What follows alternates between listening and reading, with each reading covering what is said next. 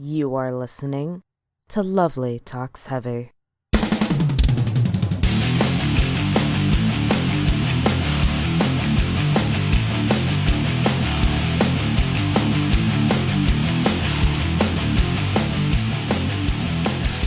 Hello everybody, and welcome to Lovely Talks Heavy. I am your host, Lovely, and I discuss everything I enjoy with regard to heavy music. Let's travel back in time for a second. The year is 1993. A lot of stuff seems to be shaking the heavy metal music scene. Bruce leaves Maiden for a bit, Halford leaves Priest for a bit, Children of Bodom is formed. Varg Vikernes murders Euronymous. And Carcass released their fourth album entitled Heartwork. 2018 will mark 25 years since the release of Heartwork, so this week's episode will be a track-by-track review of that album. Not only that, but the day after this episode comes out will be the 49th birthday of one Mr. Jeff Walker of Carcass, born March 25th, 1969. Nice. And also the 25th birthday of yours truly. So, happy birthday to both Jeff and myself. Here's to another inch further into our own mortality, and what better way to celebrate than to look back on an album by Carcass. I haven't listened to too much of Carcass, save for their single off of Surgical Steel called The Granulating Dark Satanic Mills, before deciding to do a track-by-track of Heartwork. I was no stranger to the name Carcass, don't get it twisted. However, I'm someone who does tend to get a lot hyperfixated on one or a few bands at a time, not often allowing myself to explore something new as much as finding something new and exciting can be. I was a bit nervous going into it, so before listening to this album and gathering my own thoughts, I was scrambling for reviews of Heartwork, trying to find anything that was fresh off that album's release to get a sense of its impact in that exact moment of time. Unfortunately, the most I could find in that sense was an archived review from Entertainment Weekly, which was only a short paragraph long, and it was a bad review anyways from a garbage publication. Not to say that the reviewers over at Entertainment Weekly aren't allowed to dislike Carcass. They can think whatever they like. I've just learned to not trust their ability to report shit regarding entertainment in a consistent or ethical way. That said, I did find some reviews on Heartwork that revisited the album in different contexts. TheQuietest.com explored it through the lens of the then recent release of Surgical Steel and noted that Steel was a corrective to Swan Song, the follow-up to Heartwork, and that Steel was a true successor to Heartwork. RollingStone.com placed Heartwork as number 51 in a list of what they call the 100 greatest metal albums of all time. How they know that, I don't know. If they have a TARDIS and went into the future and looked. Anyways, getting off track. The AceBlackBlog.com reviewed the album in 2011 and notes that this is a transitional record that laid the foundation stones for melodic death metal. So, what do I think of this album? We'll explore exactly that in this track-by-track review. A bit of a primer before diving into this track-by-track. I'm, what they say, not so good at articulating words about instrumentation. In moments where instrumental choices are more obvious to me, I feel I can do okay with discussing it. However, don't expect too many of those kinds of discussions in this track-by-track review. I will, however, discuss more heavily lyrical choices and what I think of each song is about and what my interpretation is. So, let's go ahead and dive into the artwork that is Heartwork.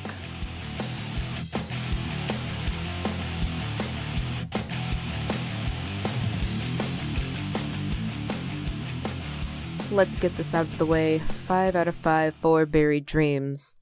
I think because of the primacy effect and because of how well and strong this song is as the opener for this album, it leaves a positive impression and sets an expectation for the whole album to come.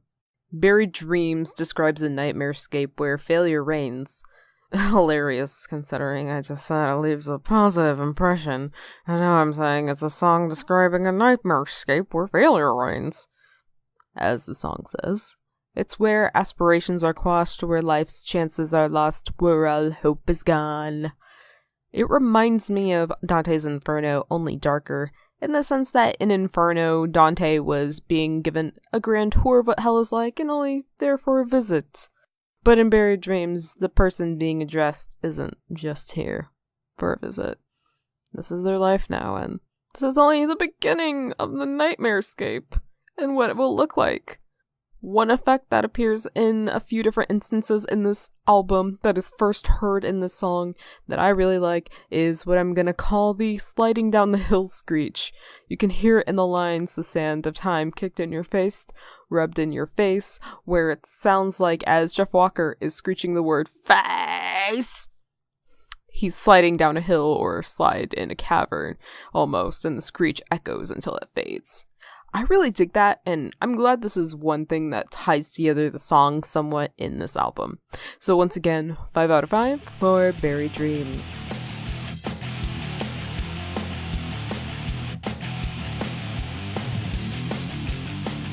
Carcass are a band who like making statements with their music. Most notably for me in hearing the granulating dark satanic melodies for the first time, there's perhaps a subtlety, as subtle as one can be in making an extreme metal record anyways, and how they do it with their music. I feel a vibe of this subtlety in Carnal Forge, because while the lyrics seem to describe a simple image of a large-scale amount of death, as is to be expected in death metal, I suppose, it makes you think of where one might see all of this death and stacks of bodies and gore. And you really get a picture where, with the lines killing sanitized, slaughter sanctified, desensitized to genocide. And now you don't only get a sense of where, but how all this death happens. It could be about genocide and permissive attitudes towards behavior that leads to large-scale death of humans, or considering that it's Carcass and Jeff Walker and Bill Steer are vegetarians, it could be about the large-scale and wasteful production of the meat industry and needless scale of animal death. Either interpretation could be right, though, and that's what's so great about art. And they could also be very wrong, though, and might not be the intent of Carcass. Hey, you can't see it, but I'm shrugging. I rate Carnal Forge 4 out of 5.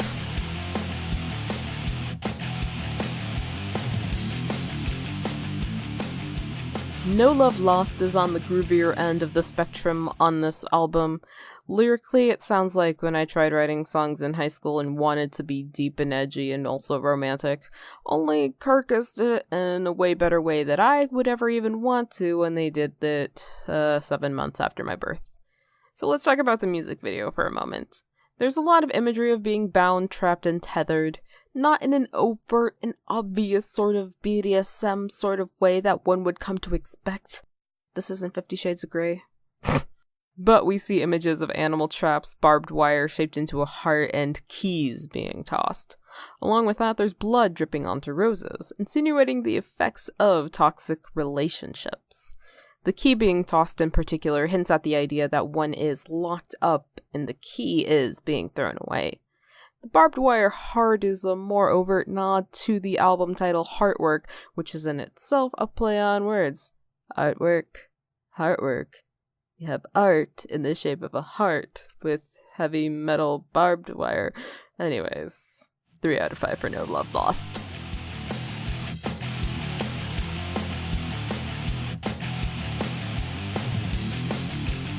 The title track, Heartwork, is a gruesome lyrical description of the process of making art.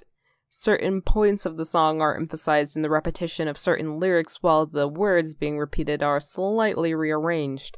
For example, works of art, painted black, magniloquent. I can't read. I've went through this. I've read through this thing. I can't. I've tried. Magniloquent. That's the best it's gonna get out of me. Anyway, magniloquent, bleeding dark is repeated later in the song as works of heart, bleeding dark, black, magniloquent art. The music video gives us a mini horror film. It's set in a metalworking factory, and we're given images of people working on something, but we're not given a quite full image of what's going on until the end. And it turns out these people in the metalworking factory are building a recreation of art by H.R. Geiger that was made for the album cover for Heartwork. Instead of an exact duplication, however, there's a real human that is bound to the peace sign into the artwork, resembling a twisted sort of image of a crucifix. His legs are even positioned into the lines of the peace sign to almost dehumanize him and make him a part of the peace sign. And when you hear the word crucifix, you of course think of how in Christianity, the sacrifice of Jesus and the magical effects of his blood washing away all sins of those who ask for forgiveness. The image of a man on the peace sign is a bit more grounding. It makes one ask the question of how much human sacrifice has there been and will continue to be until we can achieve ultimate peace. And what would that look like? Is this image something that would be emblematic of that goal achieved? Or something much different and potentially worse? I feel there's a certain subtle joke in there with the metalworking factory. They're making art in a metalworking factory, and I feel like that's a literal interpretation of what it's like to make metal music. They're making metal. Come on. Anyways, one other thing, I don't think it holds any deep meaning, but I love the artistic choice of making the video in monochrome blue scale. I love the song, love this music video. 5 out of 5.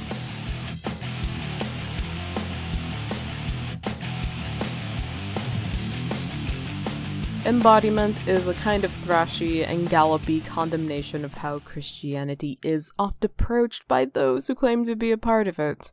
It does this with lyrics that subvert common sentiments in Christianity, such as "Our kingdom come, thy will be done," into "Our will be done, thy kingdom burn." The lyric that stands out most in doing this is "Imperious creed bears testament to the failures of our morality," which suggests that people only claim Christianity or want access to the rewards it promises because it's easy to dump their failings into the pool of blood that Jesus shed. It's quite easy to attach one's own failings to someone else without having to improve oneself if the opportunity is available. One of my favorite lines in this whole song, which I argue is the strongest statement, is "The earth shall inherit the meek." The lyric does 3 really cool things. 1, as mentioned earlier, it subverts a common Christian sentiment, "the meek shall inherit the earth." 2, it professes an inevitability which we all experience, that which is death, and no amount of hope for heavenly reward will change that. And 3, it is a stance or point of view against Christianity, or in my particular bias, white Christianity. Another set of lines in the songs is "From your knees arise, by your own hand your God you scribe," which implies 2 different things. 1, an affirmation of what happens in white Christianity, which is human manipulation of the word of God to justify subjugation or otherwise horrible treatment of other people, and 2, a suggestion of an alternative route in the formation of one's own belief systems. It is saying, get up off your knees in prayer and think about what you really believe. We also get a lot of use of that sliding down the hill scream in the song, particularly in the supposed chorus of "Our will be done, thy kingdom burn." So, 4 out of 5 for embodiment.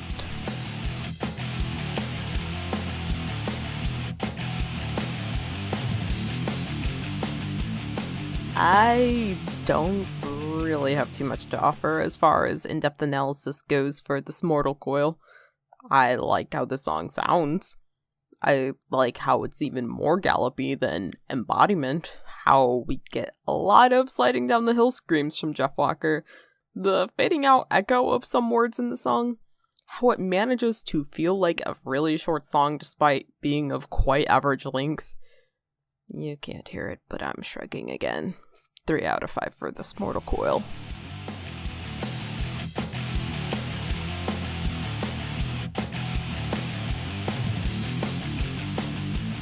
Arbeit macht Fleisch is a strong-ass tune. The title translates to "Work Makes Meat."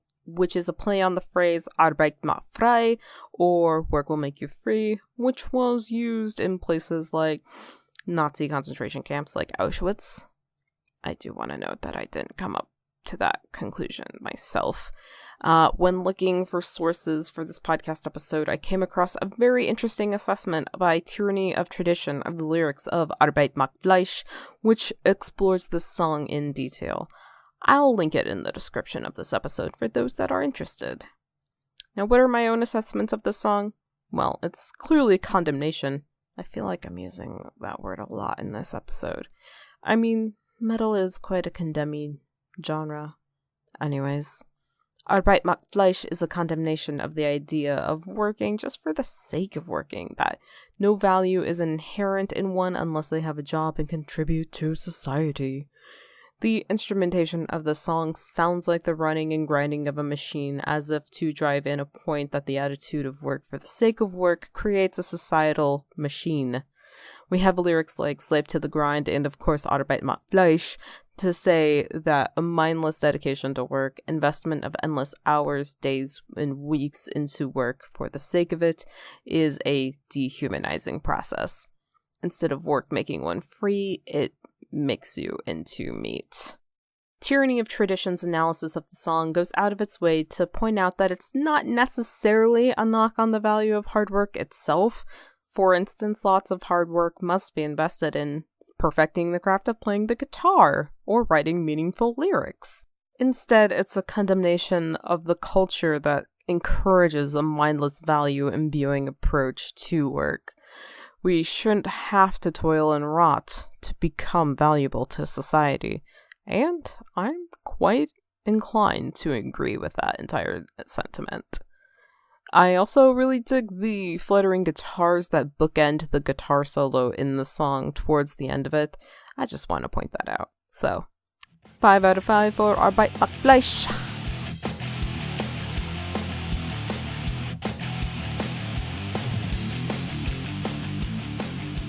We're back on the groovier and more rhythmy side of things with Blind Bleeding the Blind. The song is a statement on class struggles, on people who are subjugated by those who refuse to understand their struggles because it would mean accountability for their own actions, which led them to said struggles. This is reflected in the lyric that is repeated through the song, bloody hands never wash clean, and also with a silver spoon to dig communal graves, the only consecration, the economics of pain. The mention of the silver spoon makes this quite obvious and possibly insinuates how much the rich take for granted the stuff they have, their privilege, and yeah, I really like the song. 5 out of 5.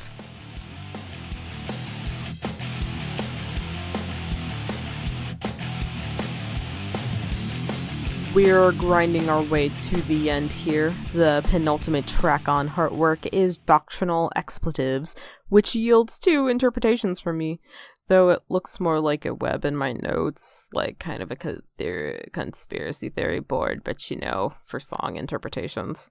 Anyways. Overall, this song seems to be about manufacturing a fiction to protect privileged groups. Let's look at the first interpretation, which is a biblical one. I arrived at this idea because of the use of the particular lyrics, last chapter, verse, and the final act, words well scripted, each sentence choking, which could refer to the idea that we are in the final chapter as suggested by revelations in the Bible. One could use this particular idea to convert people to a Christian mindset, telling them it's not yet too late to accept Jesus in your heart. Let him in while there's still time, while holding the ulterior motive of getting more money, perhaps, or possibly getting their seat on their high horse just raised a few notches. Or even if they truly believe that they will reap heavenly rewards in the end, that theirs might be more abundant as a result of how many people turn to the side of Christ. Where was I going with this? Oh yes, right. Doctrinal expletives.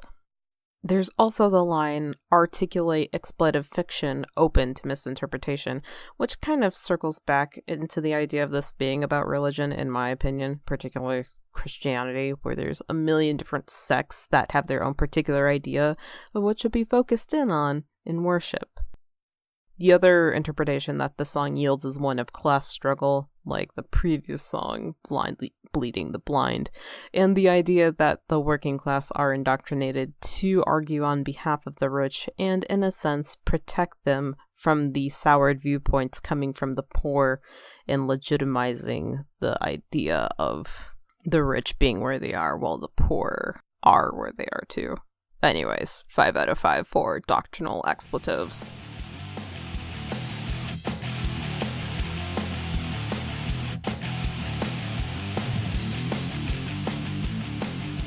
The closing song on Heartwork is Death Certificate, and it opens ominously with guitar riffs that dance like a spider's thin legs. These riffs are tied into the rest of the song, bookending each verse and chorus. The whole song in itself chugs into the subject matter's final doom, letting them know their fate in the prime material plane. Their only impression on this earth will be a digitalized obituary, and that reality is pounded into them, just like drumsticks on a snare. Not much else to say here other than 3 out of 5 for Death Certificate.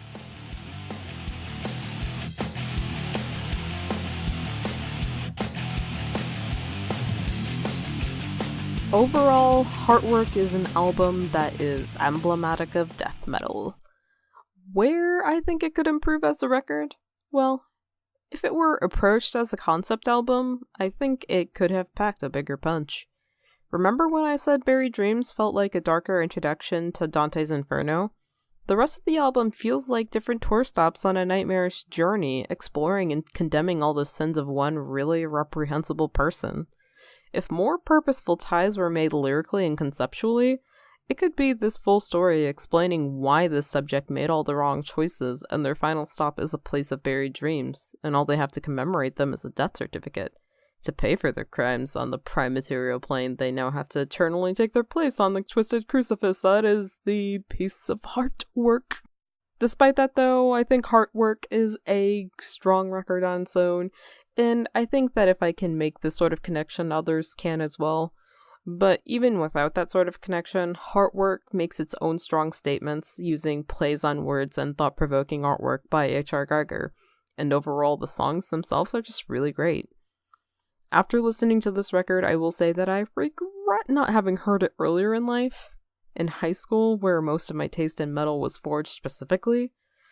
I say that because we were required to read Dante's Inferno for my English class in high school one year, and then had to write our own Dante-inspired Hell Journey. I feel this album could have been easily applied to that assignment. But this was a time also where I was like mad obsessed with Lady Gaga, so I wrote a story where she was my guide through the music industry. You can't hear it, but I'm shrugging again. Thank you so much for listening to this episode of Lovely Talks Heavy. If you enjoyed it, please share it with a friend. Every time the show hits a new set of ears, it means the absolute world to me. Do you enjoy Heartwork? And what's your favorite song off it? Hit me up on social media, on YouTube, Twitter, Tumblr, Instagram, and Mixcloud. I am Lovely Metalhead.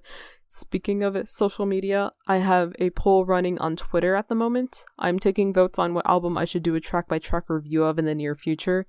It's in a Twitter thread format instead of an actual Twitter poll because of stupid character limits, and honestly, there's also the time limits, and I don't want to have a time limit on those, so...